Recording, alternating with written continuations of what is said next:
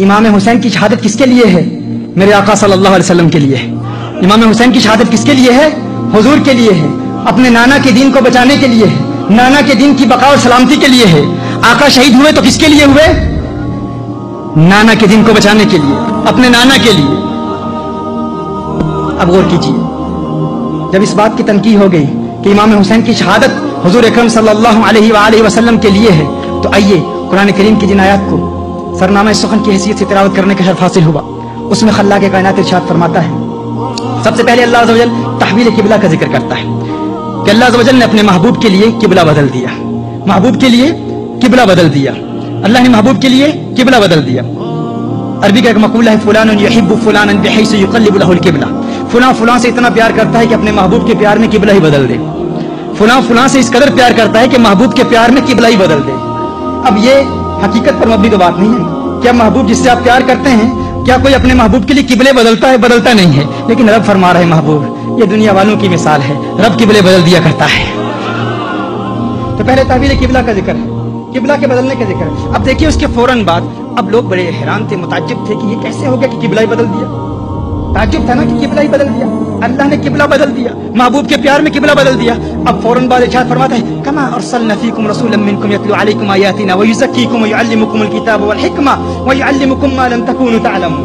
अल्लाह इरशाद फरमाता है, कमा तशबीह के लिए आता है। तुम इस बात पर हैरान, अब रब बता रहा हूँ, लिंक बता रहा हूँ और करबला की तरफ आ रहा हूँ। लिंक बता रहा हूँ, मौजू से बाहर नहीं हूँ, पहले लिंक बताऊंगा और फिर इंशाअल्लाह ताला, मैंने कहा करबला को अपने दिल में उतार लो, इंशाअल्लाह बात समझ में आ जाएगी।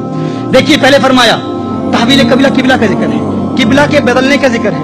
उसके फौरन बाद कमा अरसलना, महबूब देने का जिक्र है कि मैंने अपना महबूब तुम्हें दे दिया, मैंने अपना महबूब तुम्हें दे दिया। कमा अरसलना, जिस तरह दिया। अब कमा क्या है? ये तशबीह के लिए आता है। कमा, कमा किसके लिए आता है? तशबीह के लिए, सिमिलैरिटी के लिए। जिस तरह, यानी तुम हैरान हो, तुम इस बात पर हैरान हो कि अल्लाह ने किबला बदल दिया। कहा यह कोई बड़ी बात नहीं है।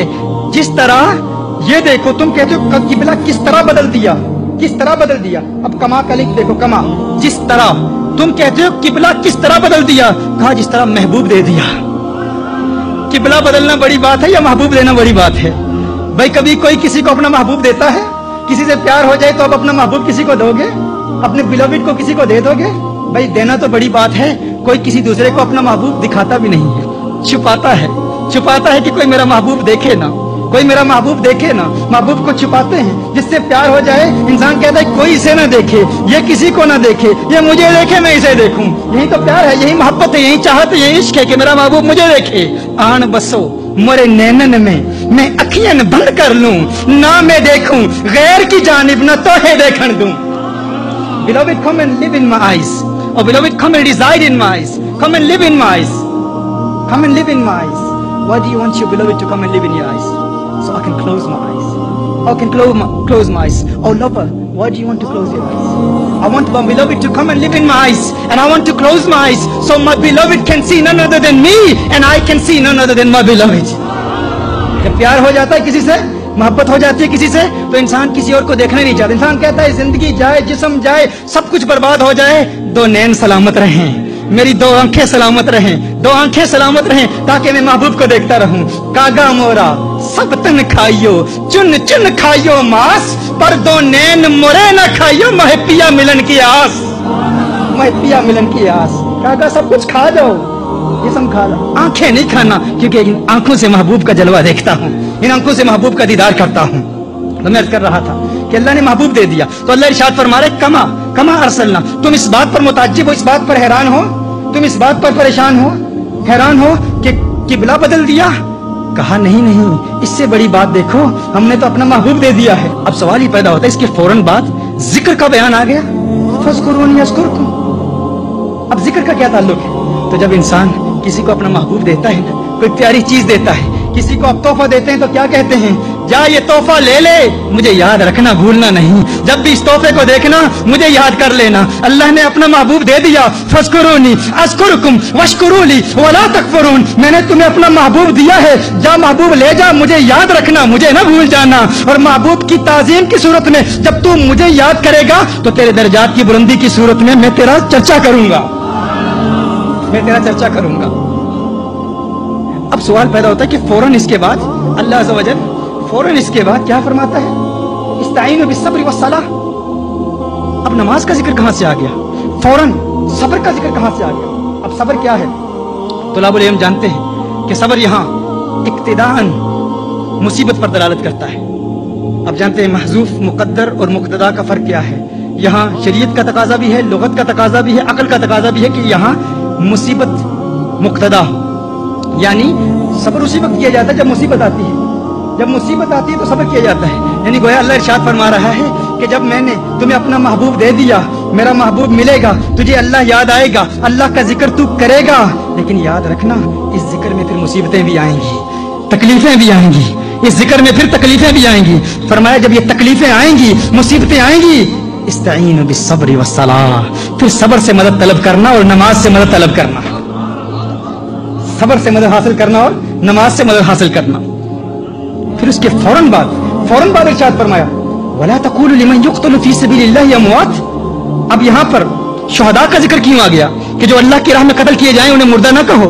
اللہ ارشاد فرما رہا ہے. اب رب دیکھیے، تعلق دیکھیے. اللہ ارشاد فرما رہا ہے کہ مت سمجھنا کہ صبر کرتے رہو گے تو مصیبت ٹل جائے گی. کبھی کبھی ایسا وقت بھی آتا ہے کہ انسان صبر کرتا رہتا ہے، لیکن صبر کرتے ہوئے اس کی موت بھی واقع ہو جاتی ہے. لیکن اس موت سے نہ ڈرنا، یہ نہ سوچنا موت آ جائے گی مر جاؤں گا. کہا وَلَا تَقُولُوا لِمَنْ يُقْتَلُ فِي سَبِيلِ اللَّهِ أَمْوَاتٌ. ہر شہید زندہ ہے، مردہ نہیں ہوتا. شہید تو زندہ ہوتا ہے، شہید مرتا نہیں ہے. شہید مرتا نہیں ہے. اب شہید کا ذکر، اب رب سمجھ میں آ گیا، لنک سمجھ میں آ گیا. تحویل قبلہ، محبوب کا دیا جانا، محبوب کے دیے جانے کے بعد ذکر کے بعد استعانہ بالصلاۃ والصبر. اب آگے بڑھتے ہیں. پھر اس کے بعد چند آزمائشوں کا ذکر کیا. وَلَنَبْلُوَنَّكُمْ بِشَيْءٍ مِّنَ الْخَوْفِ وَالْجُوعِ وَنَقْصٍ مِّنَ الْأَمْوَالِ وَالْأَنفُسِ وَالثَّمَرَاتِ، کہ پھر ہم تمہیں آزمائیں گے، کبھی مال کے نقصان سے، کبھی جانی نقصان سے، کبھی بھوک سے، کبھی پیاس سے، کبھی خوف سے. اب غور کریں. اللہ ارشاد فرما رہا ہے کہ یہ آزمائشیں آئیں گی تمہاری زندگی میں. آزمائشوں کا ذکر ہے کہ اللہ آزماتا ہے. مت سمجھنا کچھ لوگ تو شہید ہو جاتے ہیں انہیں مصیبتوں میں، صبر کرتے ہوئے شہید ہو جاتے ہیں. کچھ ایسے ہیں جنہیں اللہ آزماتا ہے، اللہ آزمائشوں میں مبتلا کرتا ہے. کیسی آزمائشوں میں؟ کبھی جانی نقصان کے ذریعے، کبھی بھوک کے ذریعے، کبھی پیاس کے ذریعے، کبھی خوف کے ذریعے اللہ آزماتا رہتا ہے. اب آئیے دیکھیں، غور کریں. جب ہم امام حسین کا کربلا کا واقعہ دیکھتے ہیں، پہلی بات تو یہ سمجھ میں آ گئی کہ امام حسین نے میرے آقا صلی اللہ علیہ وسلم کے لیے جان شہادت نوش فرمایا. امام حسین کس کے لیے شہید ہوئے؟ آقا کے لیے شہید ہوئے. آقا کے لیے شہید ہوئے نا. آقا کی شہادت کا ظہور تام کہاں سے ہوا؟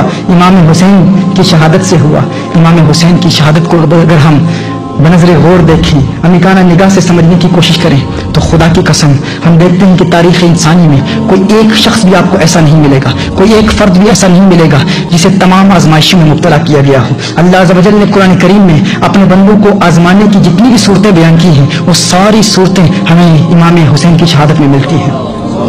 اور کوئی ایسا انسان آپ کو نہیں ملے گا، کوئی ایسا انسان آپ کو ایسا نہیں ملے گا کہ جس ایک فرد کو اتنی آزمائشوں میں مبتلا کیا گیا ہو. کسی کو بھوک کے ذریعے اللہ عز و جل آزماتا ہے، کسی کو پیاس کے لیے آزماتا ہے، کسی کو اللہ عز و جل اولاد کے نقصان کے ذریعے آزماتا ہے، کسی کو شہادت دیتا ہے. لیکن ایک امام حسین کی ذات ہے، وہ ایک امام حسین کی ذات ہے. وہ فرد واحد ہیں جنہیں اللہ عز و جل نے بھوک کے ذریعے بھی آزمایا، پیاس کے ذریعے بھی آزمایا، مالی نقصان کے ذریعے بھی آزمایا. علی اکبر سامنے کٹ گئے، اللہ آزما رہا ہے. علی اصغر کی شہادت کے ذریعے آزمایا، امام قاسم کی شہادت کے ذریعے آزمایا، اللہ آزما رہا ہے. امام حسین خود شہید ہو گئے. خدا کی قسم قرآن کریم کی ان آیات کی تفسیر جب میں پڑھتا ہوں، ان آیات پر غور کرتا ہوں اور ربط بین الآیات کو دیکھتا ہوں، کبھی کبھی جب دل میں آتا ہے کہ تفسیر کی کتاب اٹھاؤں، تفسیر کی کتاب اٹھانے کے لیے ہاتھ بڑھاتا ہوں تو ہاتھ رک جاتا ہے. ایک آواز آتی ہے تفسیر کی کتابیں اٹھانے کی ضرورت ہی نہیں، ان آیات کو دیکھ اور امام حسین کی ذات کو دیکھ، امام حسین کی شہادت کو دیکھ.